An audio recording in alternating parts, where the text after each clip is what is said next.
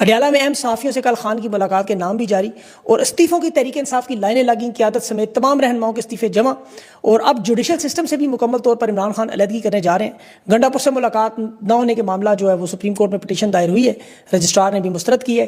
D G S P R نے بھارتی پانی پر بدلتے ہوئے آپ کو پتہ الفاظ اور سوشل میڈیا پر وائرل پنجاب سیلاب میں مکمل ڈوبا ہوا، اور ڈی ایچ اے بچاتے بچاتے واگا بارڈر پریڈ بھی ڈوب گئی۔ لاہور سمیت مختلف شہروں میں بڑی خطرناک صورتحال اور سیلاب کی صورتحال کے وقت ٹک ٹاکر خاندان کی کنیز اور نوکرانیوں کا ماؤں بہنوں پر غلاظت بھری پریس کانفرنس۔ مریم کا دورہ لاہور اسلام آباد جہاز پر، اور اب بڑی کانفرنس بھی 12 صوبوں پر آج سیلاب کی نظر ہوگی۔ عمران خان پاکستان کے لیے کیوں ضرورت ہے اور خان مصلحت کے تحت جیل میں کیا موجود؟ تفصیل میں آپ کے سامنے رکھتا ہوں کہ جواب کیوں نہیں آ رہا۔ سب سے پہلے عمران خان کی کمی اس وقت ظاہر ہے پاکستانیوں کو بڑی شدت سے محسوس ہو رہی ہے۔ یہ وجہ سمجھ آ رہی ہے کہ عمران خان پاکستان کے لیے کیوں ضروری ہے، قومی سلامتی کے لیے خاص طور پر کیوں ضروری ہے، اور یہ لوگ کتنا خطرہ ہے، یہ مسلط کیے ہوئے لوگ پاکستان کے جان و مال کے لیے کتنا بڑا خطرہ بن چکے ہیں۔ ایک تو دیکھیں اللہ کا حکم بھی ہے، قرآن پاک کا مطالعہ کریں، سورہ ہود میں اللہ نے کہا ہے کہ قرآن کی آیت ہے کہ جب تیرا رب کسی بستی کو پکڑتا ہے جب کہ وہ ظالم ہو تو اس کی پکڑ بڑی دردناک اور سخت ہوتی ہے۔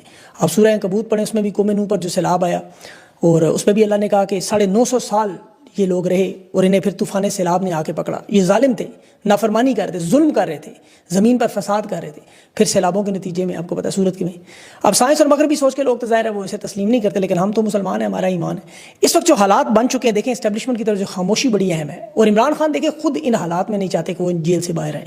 یہ میں آپ کو بہت بڑی بات بتا رہا ہوں۔ عمران خان اگر اپنی صرف رہائی چاہتے تو یہ معاملہ کب کا حل ہو جاتا۔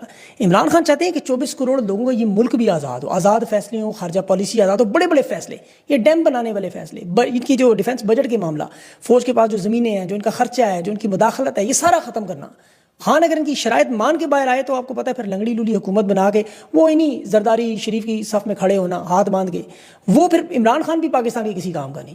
عمران خان مکمل طور پر آزاد ہو کے اس ملک کو آزاد کرنا چاہتے ہیں۔ جتنا عرصہ عمران خان جیل میں رہیں گے، یاد رکھیں یہ لوگ اتنا ہی تباہ ہوتے رہیں گے، خود ان کے پاس کوئی راستہ نہیں بچے گا، اور یہ خود ہاتھ جوڑ کے خان سے کہیں گے ملک کو بچائے، اور یہ ابھی ہو رہا ہے۔ یہ میری بات لکھ کر رکھ لیں اپنے پاس، اس وقت یہ نہ صرف بدنام اور ذلیل ہو رہے ہیں، ان پر دباؤ بھی ہے۔ عمران خان تو بہت بڑا رہنما بنتا جا رہا ہے، ان کی تو آئندہ آنے والی سلطنت مکمل تباہ و برباد ہوتی جا رہی ہے۔ حقیقی آزادی جو عمران خان کہتا ہے نا، وہ سسٹم میں لڑ کے وہ تو جیت چکا ہے۔ یہ اگر عمران خان مکمل بازی جیت گیا تو پاکستان کی جیت ہے۔ اس وقت خان نے سب کچھ اپنا داؤ پہ لگایا ہوا، اپنا خاندان داؤ پہ لگایا ہوا۔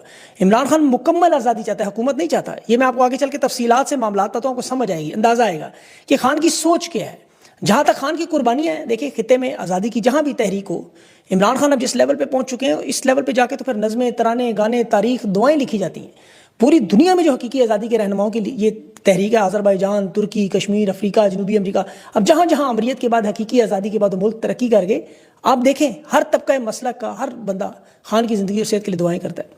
عمران خان کی جو سٹرگل حقیقی آزادی کی ہے، وہ نوجوان نسل کی 64% پاکستانی اور 52% خواتین، بزرگ، بچے، یہ وہ مزاحمت کی روشنی کی علامت اور امید ہے۔ انہیں پتہ ہے کہ خدا نخواستہ روشنی بجھ گئی تو آگے اندھیرا ہی اندھیرا ہے۔ اس کی میں آپ کو تفصیل بتاتا ہوں تاکہ آپ کو سمجھ آئے۔ ابھی آپ نے ایک سوشل میڈیا پہ ویڈیو دیکھی، ایک جس میں وہ اس سے پہلے بلکہ آپ نے کو مرسڈیز اور کوڑے کے ٹرک کا بھی دیکھا، سنا ہوگا، آرمی چیف کا بیان، فرق آپ کو سمجھ آئے گا کیوں کوڑے کا ٹرک بنایا گیا۔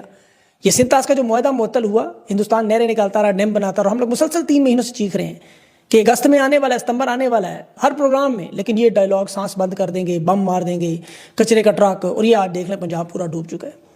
ہندوستان کے میڈیا میں دیکھیں تو خبریں کیا چل رہی ہیں کہ مریم نواز کی عیاشیاں، نالائکیاں، سرکاری خرچ پر مہارانی جودھا بھائی اس وقت جو اقتدار کے نشے میں، جبکہ پنجاب کے عوام پانی میں تیر رہی ہے۔ یہ پنجاب کا بجٹ اڑانے کی کھلی چھوٹ رشک قمر نے دی ہوئی ہے۔ ہندوستان کا میڈیا مذاق اڑا رہا ہے، اور وجہ یہ واگا بارڈر پہ ویڈیو آپ نے دیکھی ہے ابھی، جو ہندوستان پاکستان وہاں روزانہ پرچم لہرانے اتارنے کی تقریب ہے، دیکھ کر افسوس ہوتا ہے۔ وجہ دونوں ملک اکٹھے آزاد ہو، اتنا بڑا فرق کہ ہندوستان کی سائڈ پر سیلاب کے پانی کا اثر ہی نظر نہیں آ رہا، جبکہ پاکستان کی طرف یہ ہمارے جوان بارش کے پانی میں ٹانگیں پٹک رہے ہیں، سلوٹ مار رہے ہیں، ان کا جذبہ ٹھیک ہے سمجھ آتا، لیکن حالات دیکھیں یہ سمجھ نہیں آتے کہ پاکستان والی سائڈ پہ وہ پلاسٹک کے بیگ، وہ کچرا، وہ گندگی، دوسری طرف صاف ستھرا علاقہ، پتہ ہی نہیں بارش ہوئی ہے کہ نہیں۔ کیا ہندوستان کے لوگ کوئی اسپیشل لوگ ہیں؟ ہم جیسے ہیں، ترقی کر کے کہاں سے کہاں پہنچ گئے، اور ہم پتھر کے دور میں جاتے جا رہے ہیں۔ یہ جو آرمی چیف نے بیان دیا تھا نا کہ ہمیں کوڑے کا ٹرک ہے، آج وہ واقعی منظر نظر آ رہے ہیں۔ ہندوستان ایک شائننگ مرسڈیز نظر آ رہا ہے۔ قاضی فائز تو گٹر کہتا تھا نا، گٹر بھی آج ابل رہا ہے، نظر آ رہا ہوگا اس کو بھی۔ ہندوستان پاکستان کا یہ فرق دیکھیں جو عمران خان سمجھتا ہے، دیکھیں وہ جمہوریت کی وجہ سے کہاں پہنچ گئی۔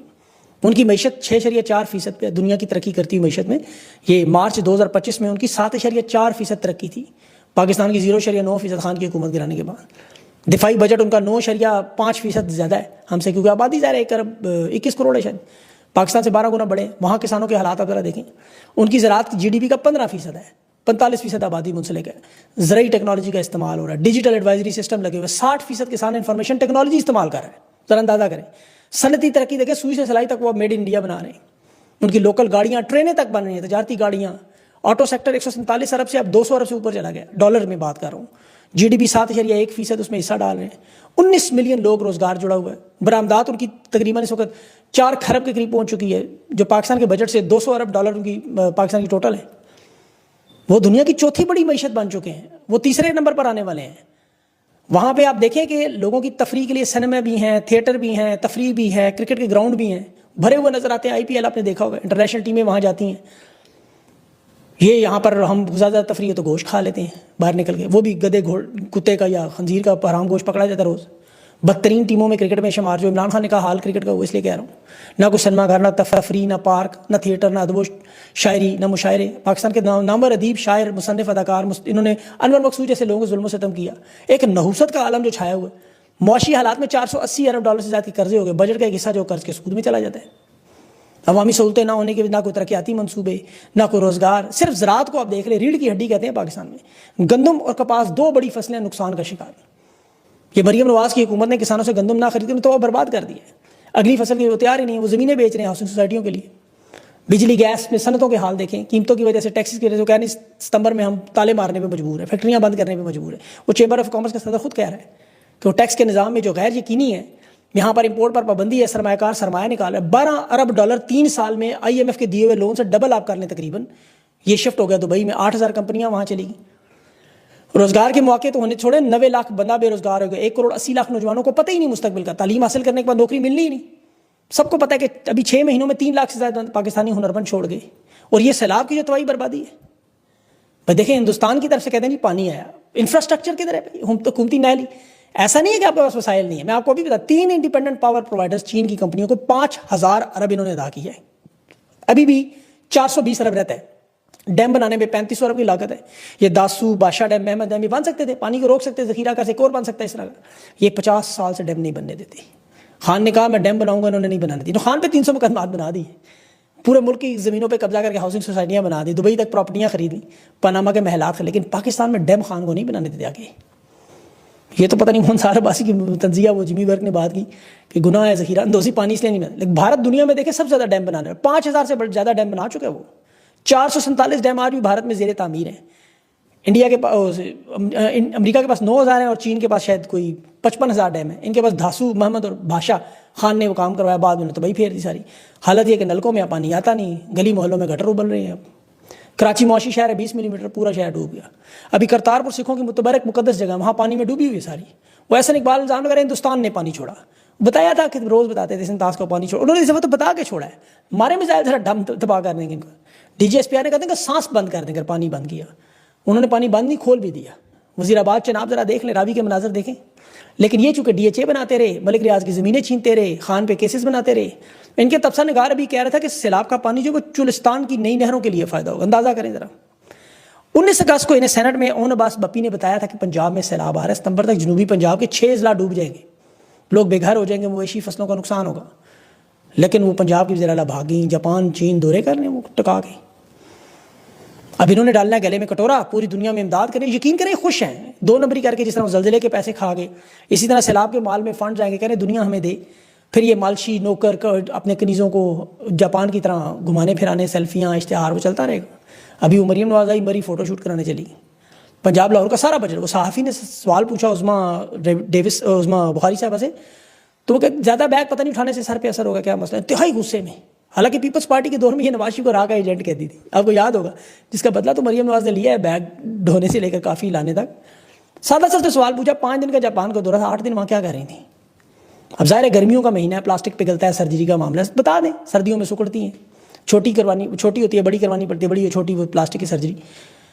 اب اس میں دیکھیں ہم مذاق اڑانے کہتے ہیں لوگ, ہم تو اس کو سیریس ہی نہیں لیتے. اچھا سیریس نہیں تو پیکا ایکٹ کس لیے لگا دیتے ہیں کہ جوتے پہننے پہ تنقید کر رہے ہیں جی مریم نواز کی, کہ باپ کا مال ہے. وہ 1500 ریال کیپٹن صدر کو دیتے ہیں, 25-40 لاکھ کی جوتیاں کہاں سے آتی ہیں, ان کے پاس تو پراپرٹی بھی نہیں تھی. آگے سے یہ صرف فاحش زبان ان معاملات کو دبانے کے لیے. وہ گورنر فیصل کریم کنڈی اس وقت رولز رائس گاڑی میں گھوم رہے ہیں, اندازہ کریں. انہوں نے واقعی کچرے کا ڈھیر بنا دیا پاکستان کو، ٹرک بنا دیا. اور آگے سے کہتی ہیں کسی کے باپ کا ہے، کسی کی ماں باپ بہنوں کی باتیں، ساری سیاست غلاظت کا شکار. الزام یہ تحریک انصاف پہ لگاتے ہیں جی، گالیاں دیتے ہیں جی، وہ جی اپنی کپڑوں کے بغیر امی کی باتیں، اور وہ مراد سے کی بہنوں کے بارے میں غلیظ باتیں کرتے رہے. رانا تنویر وہ تعلیمی ادارے میں کھڑے ہوئے گندی گالیاں دیتا رہا. ایک وہ پنجاب کا وزیر ہے، اس کا نام مجھے یاد نہیں آ رہا، اس نے کہا گالیاں دینا ہمارا کلچر ہے. وہ طلال چودھری جلسے میں گندے اشارے کرتا تھا، آپ کو پتا استعفیٰ یہ رہا وہ رہا، کتاب پکڑ کے وہ تالڑ کے دیکھے تھے آپ نے. مریم نواز صاحبہ کے پاس تو فاش فلموں کی ویڈیوز کی آپ کو پتا ہے بھرمار ہے، گیلری ہے، پوری لائبریری ہے. وہ فالو بھی ان لوگوں کو کرتی ہیں، ایک سے ایک بڑا گندا اور غلیظ انسان. یہ وہی نواز شریف کی تربیت ہے، بے نظیر بھٹو کی تصویریں گرانے سے لے کے آج تک. اس وقت حالت ان کی ہے کہ اپنے 4 لوگ جس طرح لوڈو کے کھلاڑی ہیں وہ نہیں ہیں، ایک چوتھا بندہ یہ اغوا نہ جب تک کریں، اور اپنے دفاع کے لیے ہر فرقے کا مولوی رکھا ہوا. طاہر اشرفی بھی رکھا ہوا ہے، مفتی منیر بھی رکھا ہے، اور ایک وہ جواد نقوی بھی لے آئے. وہ کہہ رہے سیاستدان گدھے ہیں، کسی کو لیڈر نہ بنائیں، امام مہدی کی آمد تک سارے فوری جنرلوں کو امام بنا لیں. اندازہ کریں ممبر رسول صلی اللہ علیہ وسلم پر بیٹھ کے بات کر رہے ہیں. اصل مسئلہ اتنی طاقت ہونے کے ایک فائدہ کیا ہے کہ خان کے پیغامات کا جواب تک نہیں دے سکتے. خان آزاد ہے، وہ کل کے نام لیتا ہے، گفتگو کرتا ہے. یا اتنی طاقت انہوں نے کہا جی گھوڑے پہ بیٹھے ہوئے نا، گھوڑے کی طاقت ساری. جیسے جنرل باجوہ اترا گھوڑے سے تو فرانس میں اس کو اپنی طاقت نظر ہے، لیکن یہ جواب نہیں دے سکتے. ابھی توشہ خانہ کا کیس ملتوی کروا دیں گے، القادر میں فیصلے نہیں کریں، اس سے کون سا فرق پڑ جائے گا.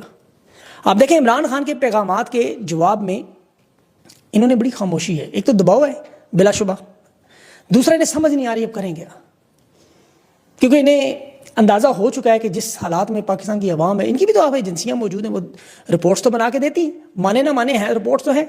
اب وہ رپورٹس تو پڑھتے ہیں آنکھوں کے سامنے، ہر جمعے کو رپورٹ آتی ہے 15 دن بعد. تو یہ انہیں سمجھ آ جاتی ہے کہ رد عمل عوام کا کیا آ رہا ہے، لوگ کیا سوچ رہے ہیں، لوگ کیا کہہ رہے ہیں، سب کچھ نہیں پتہ ہے. ابھی توشہ خانہ میں 1997 سے پہلے انہوں نے ریکارڈ غائب کروا دیا. سیکرٹری کیبنٹ نے پبلک اکاؤنٹس کمیٹی میں کہا جی وہ تو ریکارڈ ہی نہیں ہے.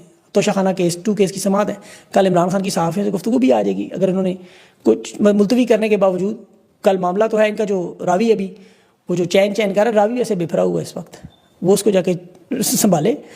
اسے راوی پہ تو مجھے شیخ حسینہ کے دور کا ایک راوی ایک ایسا ہی وہاں بھی تھا، شکیل احمد، وہ 20 اگست کو شیخ حسینہ کے بھاگنے سے پہلے بھاگا تھا، وہاں گرفتار ہوا تھا. تو یہ بار راوی صاحب کو اس کی فکر کرنی چاہیے. خان کے ٹویٹ کے بعد ابھی علی مین گنڈا پور کے بارے میں دوبارہ ایک ٹویٹ آئی انگلش میں، اور علی مین گنڈا پور جو وہ سپریم کورٹ میں اس وقت درخواست جمع کروائی ملاقات کی، لیکن پاور آف اٹرنی نہیں لگایا، جس کی وجہ سے اعتراض لگ گیا. اب اتنے زیادہ کیسز لڑ چکے ہیں، انہیں نہیں پتا کہ قانونی لوازمات کیسے پورے کرنے، وکیلوں کو بھی نہیں پتا. عمران خان نے جو 5 گھنٹے کی بھی گفتگو کی نا، اس میں ان لوگوں پر جو سخت تنقید آپ کو پتا ہے عوام کر رہی ہے، اس میں عمران خان نے بہت سارے رہنماؤں کے نام بھی تھے. سرتاج گل کو بھی کہا اپنی نشست بچانے کی بجائے عوامی معاملات کی طرف ہو جاتے ہیں. علی محمد خان کو بھی کہا کہ آپ اپوزیشن لیڈر کی بجائے اصل کام پہ فوکس کریں. اور علی مین گنڈا پور کو بڑا واضح پیغام دیا کہ جیل میں آئے ملنے. اب وہ تو اس لیے نہیں جاتے دیکھیں جیل میں ملنے کہ ایک تو ظاہر ہے عمران خان ویسے ملنا چاہیں تو وہ بیرسٹر صاحب کو جب کہیں ملاقات ہو سکتی ہے، جب چاہیں، لیکن ظاہر ہے فوجی آپریشن رکوانا پڑے گا، ڈرون پہ FIR کا بتانا پڑے گا، بجٹ کے معاملے پر جو سرپلس چھوڑا اور یہ وفاق کو مضبوط کیا اس پہ خان کو وجوہات بتانی پڑیں گی.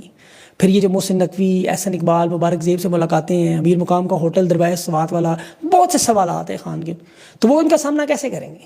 سب سے بڑھ کر یہ خطرہ بھی ہے کہ عمران خان اگر استعفے کا کہہ دیں گے تو پھر کیا کریں گے؟ بیرسٹر گور کو پہلے عمران خان نے مستعفی ہونے کا کہا تو اس نے کہا آئینی اور ٹیکنیکل ریزنز رکھ دیں. اب علی مین گنڈا پور کے پاس بہت سارے ایسے جواب موجود ہیں، یہاں گورنر راج لگ جائے گا، صوبے کی عوام کی مزید مشکلات ہو جائیں گی. دیکھیں صوبے کے حالات تو یہ ہیں کہ میرے بھی دوست پشاور سے 4 سال بعد وہاں گئے، وہ بتا رہے تھے بالکل حالات ایسے لگ رہے ہیں مفتوحہ علاقہ بن چکا ہے.